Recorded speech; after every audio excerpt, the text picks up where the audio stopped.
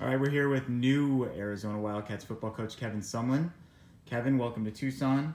It seems like you've made a concerted effort to try to visit as many of the kids as possible who've already signed with Arizona. Why is that important to you? I think if you don't have a relationship with guys, it becomes difficult to start with. I think there's always some anxiety when there's a new coach. That some guys we recruited at my last school, some guys we didn't, and so for them to be able to, to have a conversation, whether it's the student athlete or whether it's the parents, I think it's important that they know who their coach is, and so trying to get to see everybody, but 16 guys is a little bit difficult in a couple weeks. But as we start to build our coaching staff, certainly our assistant coaches will be able to get that relationship with these guys too. How would you describe your overall recruiting philosophy and strategy? Well, I don't know. That's a pretty broad question. It's I think we've got relationships in the state, and it starts here in state. We also got great relationships in California and Texas. Where we've had some success at some other schools, and as we build our staff, that's going to be critical because those relationships have already been established. So there's some trust there, but I think those are, without a doubt, that's where we've had success recruiting. I don't think that's going to change. Are there certain traits that you look for in any given football player that you want to have in your program? Yeah, we've got, we'll go through that and over the course of time with our players and what those 7 pillars of being a part of this program are about.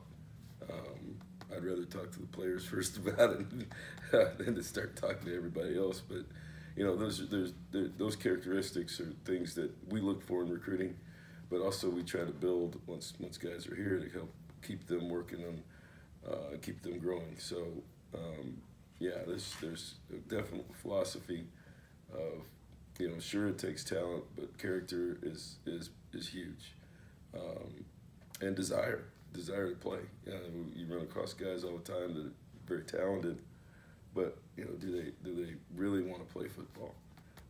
And at this level, that gets exposed fairly quickly between the pressure to play. Sometimes it's the time-consuming piece, but do you really like to play the game, or do you love the game? How important is your education to you? What kind of person do you want to be? Questions that we're asking all the time in the recruiting process and talking about with the young man as he's here. So you mentioned last night during the basketball broadcast that managing expectations would be important with Khalil Tate, since he's kind of nationally renowned now. Why is that something that's an important element for him? Well, I don't know if it's managing expectations. I think it's about him being able to manage expectations. I don't think it's about, you never want our fan base to manage anything. I think being around guys who have been in this light before, guys that have been talked about as Heisman candidates, I think it's important for them to be able to have realistic conversations with people instead of people that they know and trust. And sometimes those conversations are good, sometimes they're bad. Instead of what's out there being said about them and not worrying about what the prize is at the end, but worried about the process more, and sticking to that process, and not getting off track, or not being able to stay focused on what's gotten there, and then trying to improve. So it was more of a conversation about, more of me saying, hey, listen, we've got to continue to grow him, continue to make sure that he plays better.